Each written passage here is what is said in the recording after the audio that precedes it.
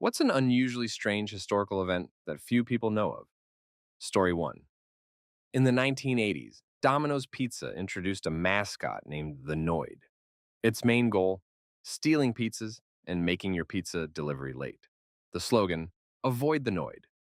Unfortunately, there was a man with paranoid schizophrenia named Kenneth Noid who thought this whole campaign was created to mock and persecute him due to the mascot's name.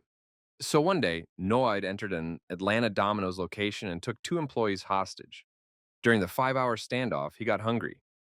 So he ordered the employees to make him some pizzas. Of course, he didn't pay for any of them, thus inadvertently living up to the Noid's tendency to steal pizzas.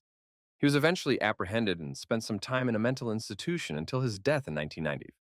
Meanwhile, Domino's retired the mascot due to what had happened, and it was never mentioned again. Story 2. I've heard the story, but had to look it up to retell it. In 1809, Jane Todd Crawford rode on horseback from Greensburg, Kentucky to Danville, Kentucky, 60 miles, at the age of 44. She needed an abdominal tumor removed. The surgery was performed on Christmas Day by Dr. Ephraim McDowell on his kitchen table without anesthetic. A part of the fallopian tube, along with 22.5 pounds of stuff, the tumor, was removed. And after 25 days, she returned home, via horseback, so the story goes, on the same path. It was considered the first successful intentional opening of the abdominal cavity to remove something. She died at 78. Story 3, this wasn't an event per se, but it is one of my favorite stories. When the Titanic was sinking, the head chef aboard knew the ship was going down, so he decided to take as much wine as he could and drink it. His logic was it was going to the bottom of the ocean anyway, so why not? Anyway, he gets pretty tipsy and continues to eat all the food he can find because Lord knows how long they would be out there. The man also filled at least one lifeboat with food and drinks, but decided not to get on yet. So the boat is starting to do that iconic tilting into the air, and the head chef decides to climb onto the railing and walk across it since it was basically a walkway at that point. Gets to the propellers just as the boat breaks in half and he rides it down. He gets to the top and spends as much time he can out of the water by riding it down before being submerged into the ocean. He then waited for the lifeboats to come back and was one of the few people who survived while being in the water that night. Story 4. On August 6, 1915, undead Russian infantry successfully defended Osowiec Fortress against German forces despite being heavily outnumbered. I should explain that undead bit. The German forces consisted of, and Emma just quoted Wiki because it's a bit of a list, 14 battalions of infantry, 1 battalion of sappers, 24 to 30 heavy siege guns, and 30 batteries of artillery equipped with poison gases. Russian forces were less than 1,000, and roughly half were militia, not regular infantry. The Russians were determined to hold the fortress and did a remarkably good job of it, right up until the Germans flooded the entire structure with chlorine gas.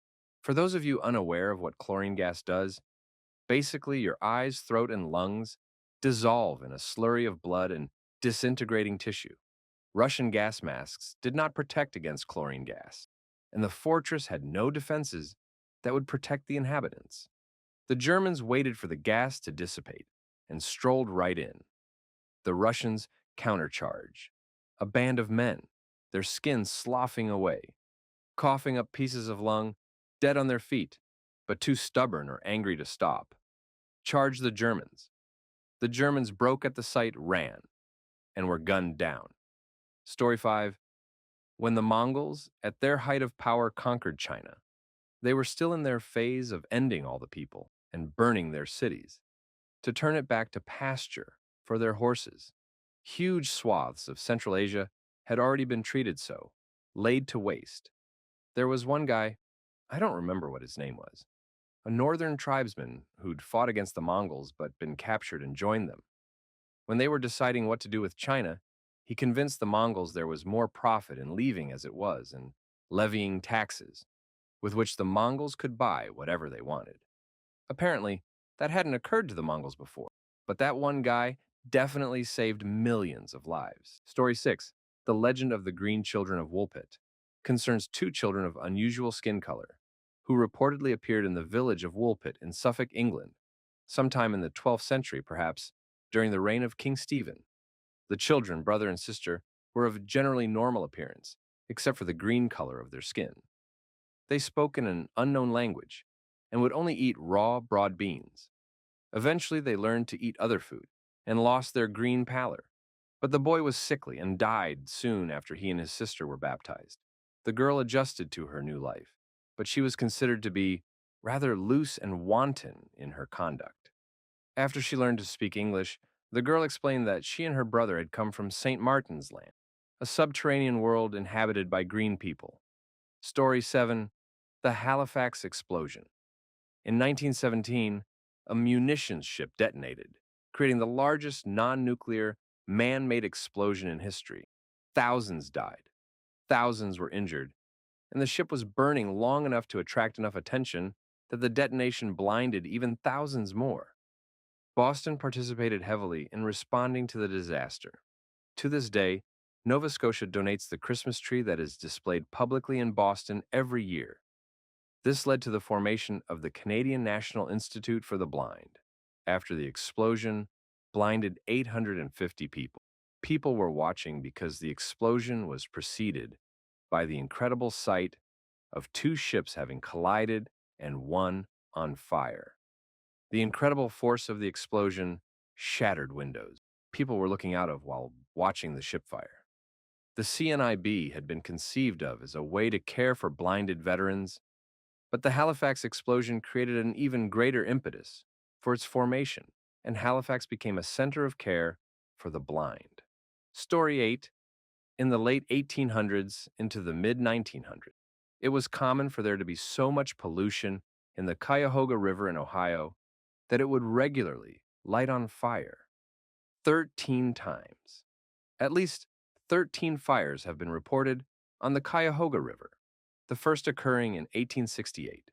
The largest river fire in 1952 caused over $1 million in damage to boats, a bridge, and a riverfront office building.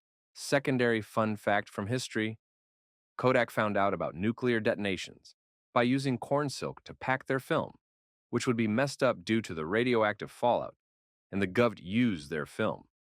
So the US government began telling Kodak when they were detonating nukes and where, so that they could ensure they did not use radioactive corn silk to pack their film. They never told the US public that they were eating irradiated food. Story 9. From 1984 to 85, some Japanese candy companies were blackmailed by a person or group of people calling themselves the monster with 21 faces. It's actually really fascinating. Basically, they sent letters to a candy company telling them they had put cyanide into their products, causing the company to lose $20 million in profit. They then turned their attention to another company, and they actually drove the police superintendent to suicide. They then randomly stopped after sending a goodbye letter. Noon was ever caught or identified, though they caught a suspicious person on video, and an undercover agent saw a strange man following him one night. It's actually really fascinating, like something out of a movie. Story 10, 1811 to 1812. New Madrid earthquakes. Between December 1811 and February 1812, 3 earthquakes, all above 7.0 on the Richter scale. The February 7th earthquake is estimated to have been as high as an 8.6 on the Richter scale. Struck the Missouri Booth Heel region. Memphis experienced level 9, violent, shaking on the MMI scale, although damage was light due to the sparse population in the region at the time. In 2008, FEMA estimated that an earthquake like this happening today could result in the highest economic losses due to a disaster in United States history. In the next 50 years, it is estimated that there is a 7 to 10% chance of an earthquake ranging from magnitude 7.6 to 8.0 occurring in that region, and a 25 to 40% chance of a magnitude 6.0 or greater earthquake happening within the same time frame. Story 11. Rats on Trial. In autumn France, circa 1508. Back in the day, animals used to be tried for crimes occasionally, and on this occasion, some rats had eaten some farmers' grain stores. So the farmers decided to press charges or sue the rats. A lawyer by the name of Bartholomew Chassenet decided this could be a good opportunity to get his name out there. So he stepped forward to defend the rats. At the first trial, the rats obviously didn't turn up, and the judge said this was a sign of guilt. But Bart had an answer for this, saying that the rats were unaware of the trial because the notice about the court case was only posted about the town of Autumn, and since the crime took place outside of town, that it was reasonable to assume that that's where the defendants lived as well. So Bart argued that the court had an obligation to provide adequate notice to his client and had failed to do so. The judge rescheduled the case and ordered that every rat in the diocese appear in court and had people post notices everywhere. Several weeks later, court was resumed and once again the rats failed to show, but Bart once again had an answer for this. He claimed that when farmers were ordered to show in court, they were usually given several weeks to get their affairs in order, and claimed that his clients were farmers of a different sort and asked why they weren't being shown the same respect. The judge thought that Bart was being annoying, but agreed he had a point. So they once again rescheduled court so the rats could get their affairs in order. When court resumed for the third time, it probably comes as no surprise that the rats didn't show. Bart again has an answer and claims that, of course, the rats didn't show up to court, as Autumn is crawling with cats. The judge was allowing assassins to freely hang around outside the courthouse, and the rats feared for their lives. Bart told the judge that it would be impossible for his clients to appear in court until every cat in Autumn was placed indoors. The judge, pissed off, placed another order and had notices put up for everyone to keep their cuts indoors, and rescheduled the court case for a future date to be determined. Alas, a date was never set, and the rats won the case by default. Story 12. During the Battle of Berlin, in the final days of the war in Europe, German General Walter Wenck was given orders directly from Hitler to engage Soviet forces that had besieged Berlin in an effort to relieve the capital. Wenck's 12th Army was undermanned, undersupplied, and had by no means the ability to engage the Soviets, let alone be victorious in the relief effort. Instead, Wenck disobeyed Hitler's orders and used his battered army to create a corridor and safe passage for his army and civilians to escape through to the Elbe River to surrender to American forces. He managed to save roughly 250,000 troops and civilians surrendering to the Americans. Story 13. The Influenza Epidemic of 1918. When I learned about this, I was in absolute awe that I had never heard about it. A case of influenza spread around and took the lives of 20 to 50 million Americans. So many people were dying that families were instructed to leave the dead bodies of loved ones on the porch, as coffins being made and graves being dug were not happening fast enough. This tragic epidemic is where the flu shot was invented. Please do research on this. It truly shows what our lives would be like without vaccines. My high school history teacher taught this, so we knew how important vaccines were. There's so much more than what I've said, so I definitely recommend looking this up. Story 14. Miyamoto Musashi, one of the greatest swordsmen and duelists in Japanese history. In 1604, Musashi challenged Yoshioka Seijuro, master of the Yoshioka school, to a duel and ended him. This left the school to his brother, who he disarmed and defeated. This second victory outraged the Yoshioka family, whose head was now the 12-year-old Yoshioka Matashichiro. They assembled a force of archers, musketeers, and swordsmen and challenged Musashi to a duel outside Kyoto.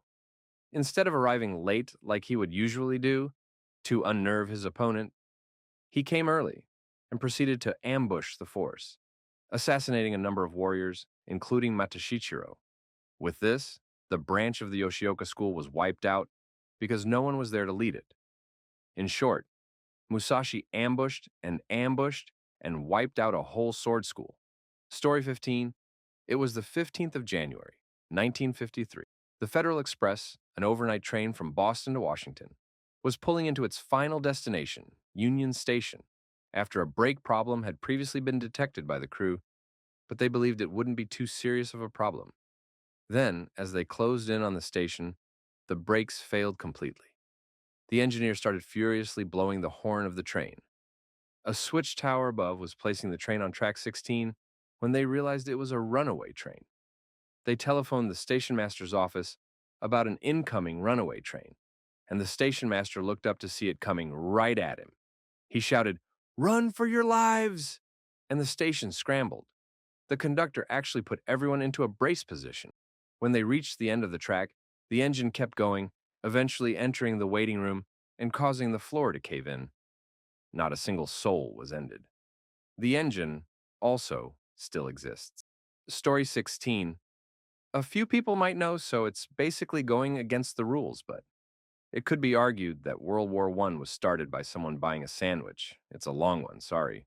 It was all to do with the assassination of Archduke Franz Ferdinand, which was the murder that set the Austro-Hungarian Empire in bad terms with Serbia, and Europe down the tumbling spiral that led to the First World War a month after it happened.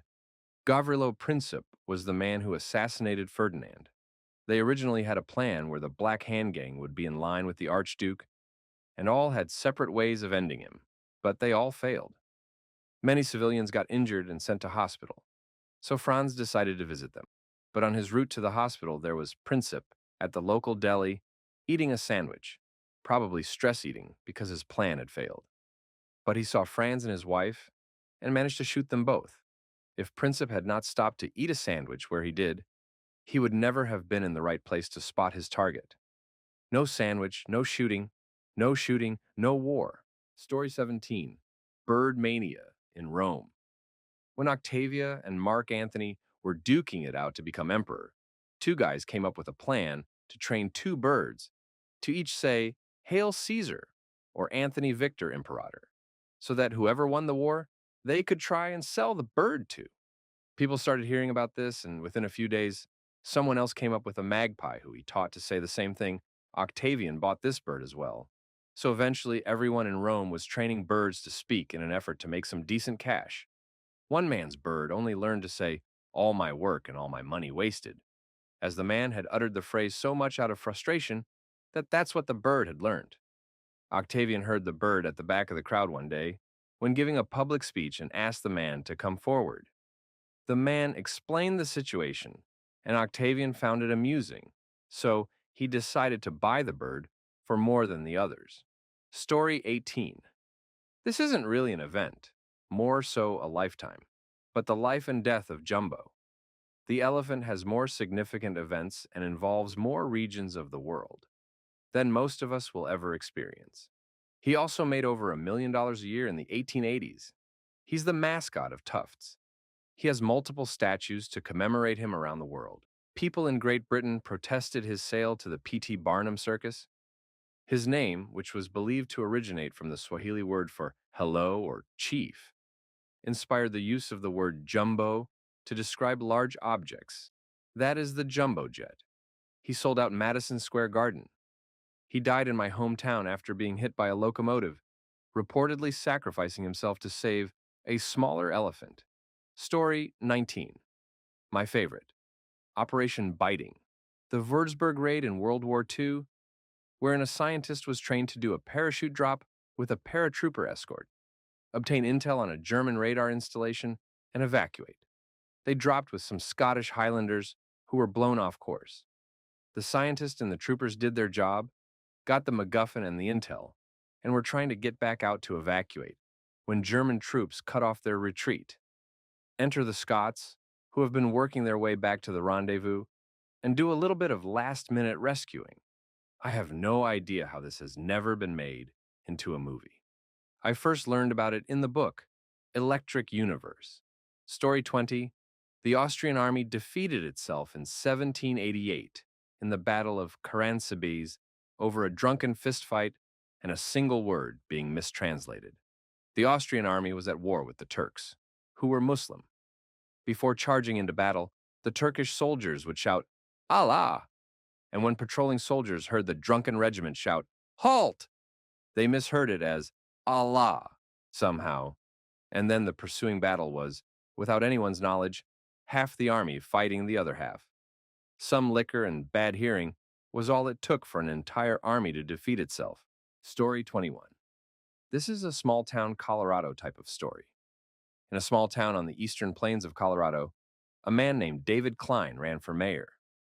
He believed in segregation of minorities, but he hid his intentions briefly mentioning his hate once in a while to the townsfolk.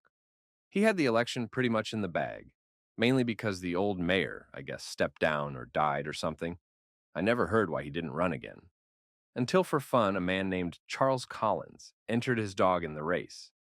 Many people took it as a joke until Charles' family and friends all voted for the dog. Eventually, so did the rest of the people on a neighboring farm. It dominated until election day. I forgot how much the dog won. My dad told me this story when I was in high school, which was a bit ago. But the dog won. That's all that matters. I guess Klein was just rescued in his house until he died 5 years later of kidney failure. I still laugh my butt off. Story 22, The Saga of Gerald Bull. He was a Canadian engineer who graduated from Queen's University and then went to work at the Avro Aerospace Company. He then branched into military research into artillery, and eventually, after some ups and downs, including a bust for arms sales, he ended up based in Belgium, working on Project Babylon for the Iraqis. He also went on to form the Scud Project. The Babylon Project was to develop super guns, with Israel squarely in mind, of course. And as a result, he was assassinated in Brussels, ostensibly at the behest of Yitzhak Shamir, by Mossad agents in March 1990. He is regarded as an important figure in the development of modern artillery, however. Avro has an awesome and even better story of their own, too. In 1953, Canadian engineers at the company started work on the Avro Arrow. It was a jet fighter years ahead of its time, sophisticated and sleek. However, the government was unable to make any sales to allies, such as UK-US, and the project was regrettably shelved in 1959. To make things even worse, all prototypes, including the Iroquois engines, were destroyed. Here is an awesome old video about the project. Note the flag at the beginning is the old Canadian flag called the Red Ensign. The maple leaf flag used today was not adopted until February of 1965. Story 23, Liechtenstein sent 80 men to the Austro-Prussian War and returned with 81, as they befriended one of the people from the enemies. There is a source, but according to this source, the story is only half true. The story took place during the Austro-Prussian War of 1866. The contingent was stationed in southern Tyrol, where they were supposed to guard the Austrian or Liechtenstein border against Italian troops. Once the war ended, they were called back to Vaduz, Liechtenstein's capital. While in the field, they had been given an Austrian liaison officer named Radinger, who stayed with them on their march back as an official escort. So yes, they did return with an additional soldier, but he was simply an Austrian liaison officer, who I'm sure returned to Tyrol soon after. Story 24. Back in World War II. Before we made the A-bomb, scientists were going to put cats in bombs because they always landed on their feet, and most of our bombs had a hard time detonating on impact. So we put the cats in bombs and dropped them, so when it always landed on the explosive side. After that failed, scientists were going to put bats in a bombshell while that had napalm stuck to them. Most of Japan was made of paper and wood. A perfect idea, until they tested it and burnt down half of the airbase. And also, they couldn't factually say that the bats would go to the buildings either. Most of them flew off.